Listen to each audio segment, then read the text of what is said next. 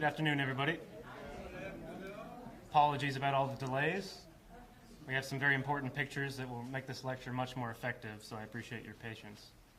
So, today we celebrate Columbus Day. I know. Yeah.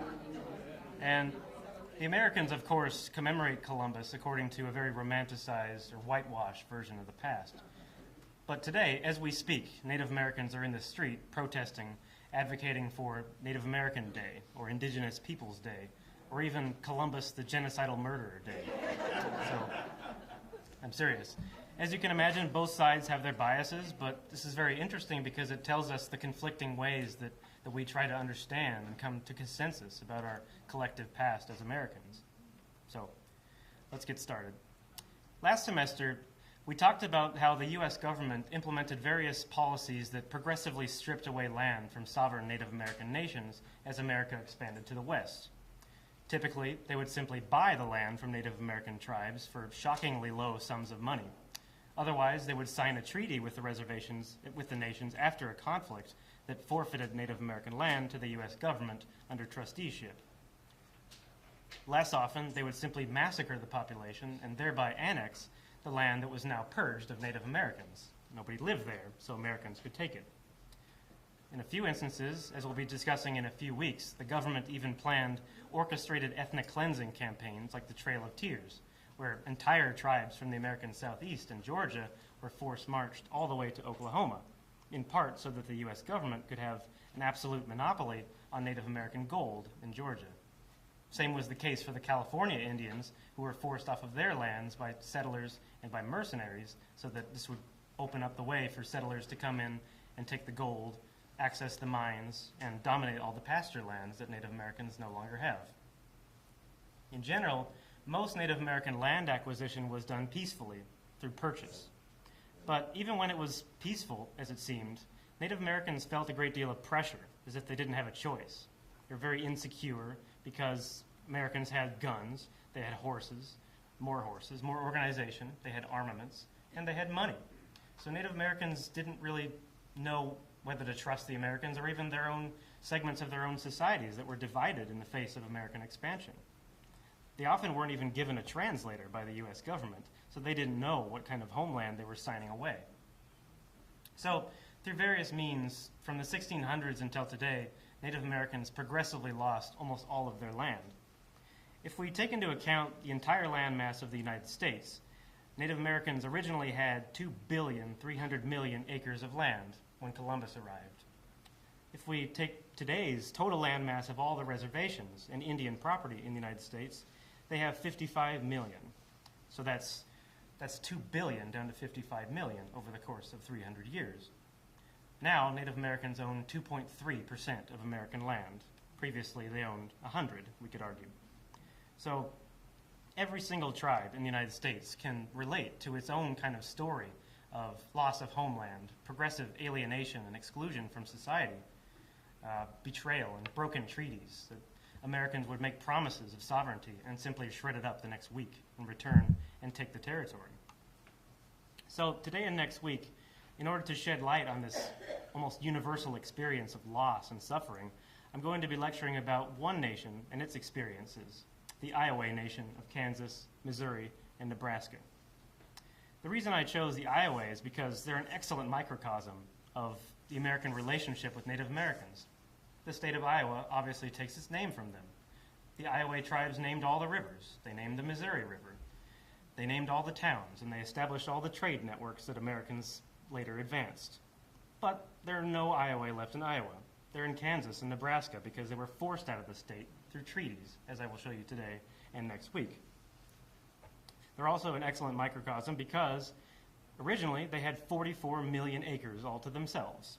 Today, they have less than 1,500. So, I'll start with a little bit of background on the people. The Ioway, or Bahoje, as they call themselves, are related to the other Sioux tribes, like the Lakota, Nakota, and Dakota. And like all Sioux tribes, they split from an early, very prolific mound-building culture called the Oneota in the west. And they settled in 44 million acres between the Missouri and the Mississippi, which is basically the same boundaries of the modern state of Iowa. And, excuse me one moment.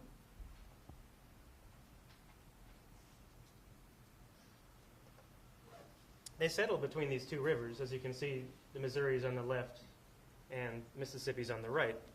They settled within these two borders within 44 million acres. And because these two borders very carefully demarcated this region, this gave the Ioway a sense that they had a distinct geographic space that they could truly call a homeland. Unlike other tribes that were more nomadic, they had very porous boundaries, so they wandered across the United States. The Ioway truly could demarcate a border of their own nation, as it were. Were they agricultural? Yes. For the most part, they were agricultural and sedentary, therefore, but a lot of them were also migratory, hunters. They would travel, but in general, it was within the boundaries of these two rivers. So still, their activity was domesticated in the sense that it was part of their nation. What's interesting is because they ruled these rivers, which as we know were very important for the United States later for shipping, this gave them significant access to hubs of trade networks and trade routes with all the colonial powers that were surrounding them. The British in Canada, the French in Louisiana, the Spanish in the Southwest and the South, and of course the Americans later. What's also interesting is they had almost an exclusive monopoly on what's called pipestone, which is a very unusual kind of earth from which most tribes in the Midwest in this region make their peace pipes. So it's very critical for religious reasons. So what the Ioway would do is they would allow tribes to come into the Ioway nation, and they would leave their weapons at the door, and then they would be peacefully allowed to go to the quarries, mine the pipestone, and leave. And this was very beneficial to the Ioway because they could profit from this religious exchange. The Ioway were very wealthy because they had access to commercial networks with the colonial powers like fur and other trade goods, but also they had spiritual markets that appealed to Native Americans and made the Ioway even more solidified as a single nation.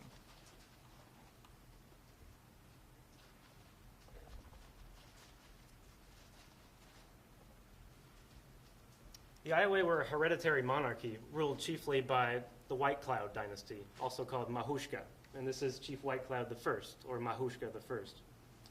What's very interesting is the Ioway were a seasonal leadership, meaning in the winter they would have a sovereign who had a particular acumen to deal with hunting and eating in the winter, in the harsh climates of the winter. But come spring, he would be replaced by another sub-king who has a particular skill in agriculture.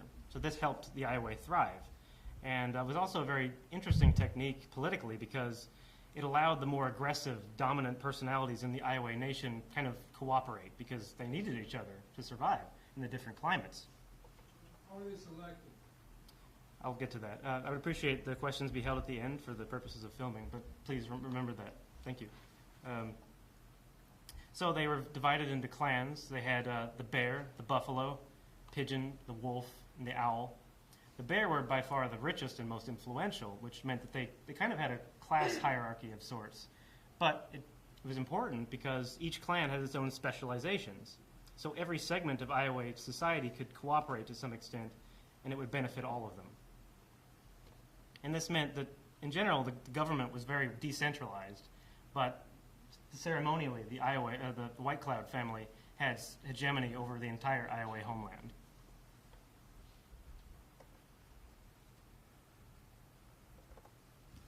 Now this is where it gets bad. After President Jefferson bought the Louisiana Purchase from Napoleon in 1803, the American nation doubled in size overnight. But again, this is just territories drawn on a map. It means nothing. America needed to find a way to truly explore and integrate these territories within the American economy and within the American nation. There were very few American settlers in this Ioway homeland, for the most part, so the American government needed to find Ioway chiefs and personalities who were pliant to American interests.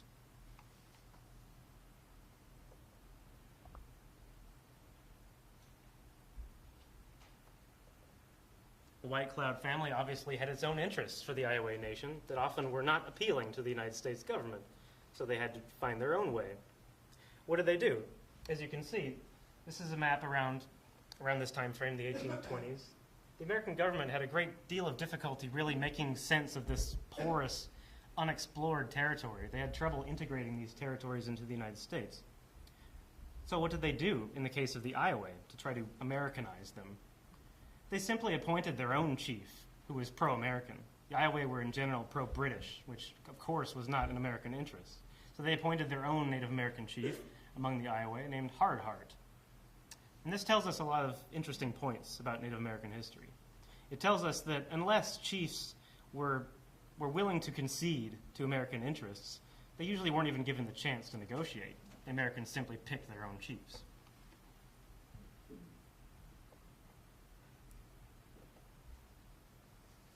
As America was expanding to the west, there was obviously constant conflict between the tribes and the U.S. government. And after the U.S. government conquered the Sac and Fox tribe of the east after the Black Hawk War of 1832, the Sac and Fox went to the west, migrating into Ioway country. And often, they would work out deals with the U.S. government where they would cede land that wasn't even theirs. Often they would cede Ioway territory right in the Ioway nation. And because this benefited the United States government, Americans were more than happy to go along with it. It was also very problematic because as these Native American tribes were pushed out of the east and they entered Ioway country, this led to a great deal of conflict over resources. It completely destabilized the Ioway homeland. It fragmented the politicians because they didn't know what to do in the Ioway nation as America encroached. And as you can see on this map, if you look closely at the dates, you see the Ioway were progressively pushed from the northeast to the southwest by hostile Native American tribes who were in turn pushed to the west by settlers and by the treaties.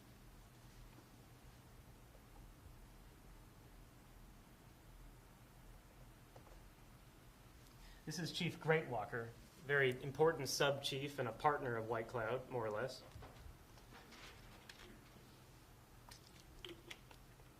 So what did they do? These Ioway chiefs were unclear how to agree on what to do as America encroached more and more on their lands. So what they did to diffuse these tensions and stabilize their homeland was they went to Washington in 1824.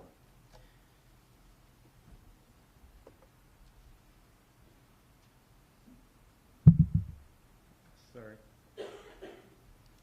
And by the end of the meeting in 1820, and Chief Greatwalker ended up ceding the entire southwest of the Ioway nation, as you can see there. What was this? In essence, they signed away almost the entire state of Missouri for less than $5,500. And this led to a great falling out between Whitecloud and Greatwalker, because Greatwalker really resented that the Ioway nation was giving up so much of their homeland and their culture to the American might. But Chief Whitecloud, Mahaska, recognized that there was nothing they could do. They either acquiesce or at least compromise with the Americans, or they would simply be killed or lose everything. So this atomized and fragmented the Ioway society, and the chiefs split amongst themselves. Chief Whitecloud ended up murdered by 2 assassins, and Chief Greatwalker started to raise militias, and they would fight other Native American tribes and even American settlers, and Greatwalker ended up killed in battle. So as you can see, as America expanded, the Ioway nation was split amongst themselves. This was very much the case with the rest of the country. The Iroquois Confederacy that I lectured about last semester, they were a very stable group of many different nations under one Confederate banner, but they didn't know what to do with America. Do we ally with them? Do we fight them? Do we remain neutral? So they split, and the nation dissolved. Very much so the case for the Ioway.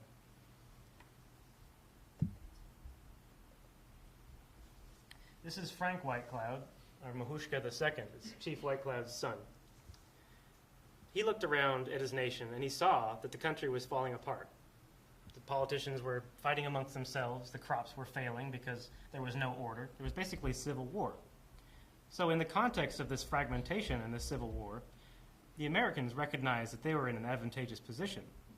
They could get Ioway land for incredibly cheap, and they saw the benefit, the tremendous benefit of these river systems. So in the American perspective, Iowa was ripe for the taking. So what they did was they summoned Frank Whitecloud to Washington again to negotiate.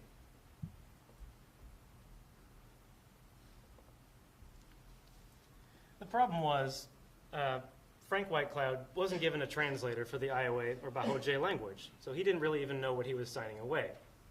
In this instance, the U.S. government hoped to buy the entire north portion of this map, the west and the east. But in this context, the Ioway only wanted to sell the western part. They wanted to keep the east.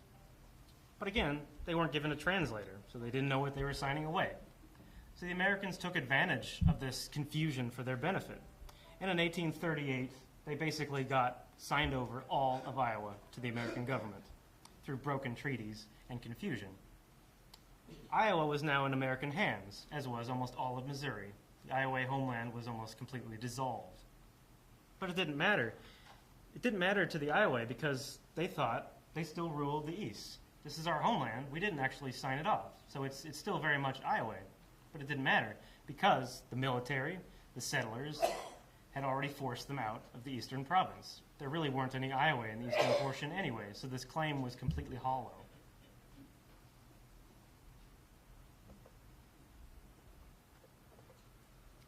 But if you remember, I mentioned the Sac and Fox tribe that was defeated by the U.S. government. This is Chief Keokuk, very pliant to the Americans. The Americans knew he had already both to the east of the Ioway nation and in Iowa country itself. The USA simply ignored the Ioway's insistence that we actually haven't given up the eastern portion of our land yet, and they went with the Sac and Fox instead, because the Sac and Fox were pliant. There weren't even any Iowa in the region, so why would the U.S. government consult the Ioway? They consulted the Sac and Fox, who the U.S. government had in turn pushed into that region anyway. So they worked with Keokuk, who was very pliant. Why work with the Ioway, who were very resentful at this point?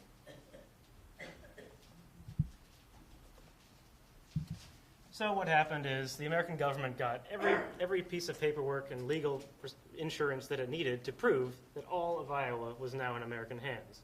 They had legal documents from the Sac and Fox, not the Ioway, saying that this land is now fully integrated into the United States, regardless of Ioway sovereignty. They weren't even consulted.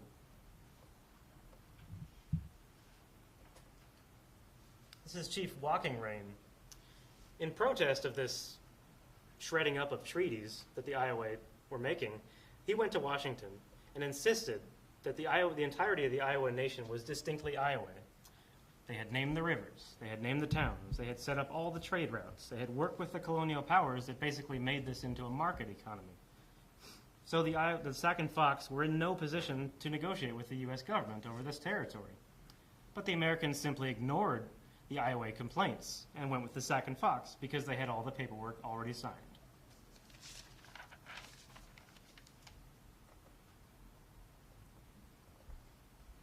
This is Chief Nohart. Similarly, in protest, he went to Washington in 1837 to prove that these were the Ioway nation's homelands and not the Sac and Fox. And what he did was he developed a very intricate map that very accurately showed almost all the tributaries and rivers of the former Ioway nation of Kansas, Nebraska, Missouri, and Minnesota. So this was proof that this was their homeland, that they had acculturated, that they had developed. Sac and Fox, again, have no right to negotiate and sell our lands.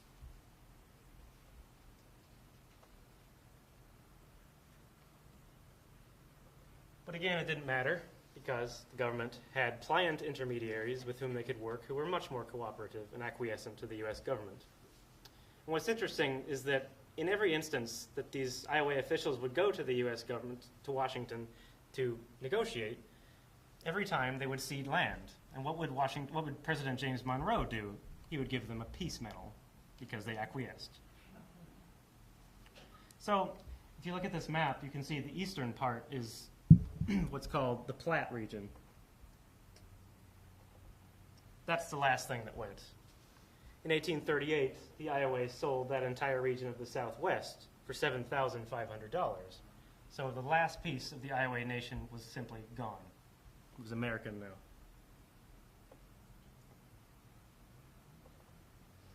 So by 1836, there were no longer any Ioway in Iowa. They were all gone. What they had to do after the Platte region in the east was sold is they went across the river to a reservation that the U.S. government set up for them. And this is interesting because it's only at this point, in 1846, that Iowa was made a state after it was almost completely purified of Native Americans. It was now ripe for the taking for American settlement. So the reservation, as you see today, was that the Ioway were given a reservation straddling Kansas and Nebraska. In 1837, originally this reservation encompassed 200 square miles, or 128,000 acres. Keep in mind, the Ioway used to have 44 million. And after the final treaties that I'll get to next week of the 1880s, the Ioway Nation was reduced to less than 2,800 acres. And as you can see, right there in red, that's the Iowa Nation today. So, next week, I'll lecture on the Ioway experience after the removal. We'll talk about allocation and division of lands and homesteading even further. You'll see that the Americans carved up the Ioway Nation even further ever since. Again, 44 million acres down to less than 3,000. Every tribe in the United States can relate to this same experience of a loss of homeland and broken treaties and confusion and trauma and pain. If you consider that the Ioway, again, are a perfect microcosm because almost every state in the Union is named after an Native American name. They name most of these rivers, they name most of the towns. So there aren't any Native Americans. But this tells you that there's this heritage, this layer of Native American heritage all around us that we don't even appreciate. All around us, all the states. But there aren't any Native Americans. They're simply gone because the U.S. government has systematically excluded them onto reservations, so we don't even think about them. Again, I mentioned last week that we're all concerned about the U.S. government shutdown. We're not even aware that the tribes are scared to death, saturating Washington with mails and emails saying, you have to balance the budget because we are literally starving. We're entirely dependent upon you budgeting and sending us money. So, again, we don't even think about a Native American experience. And this is very typical of Native American nations. So today, I'll break for questions, and then we're going to watch a very excellent documentary on the Ioway Nation. It's one of very few mainstream movies that comes out of the Native American reservations and really tells their side of the story. Usually it's much more esoteric. It's marketed to Native Americans who already know this story. They're already lamenting these traumas. But this is being broadcast to the American people. So I think that'll be very educational.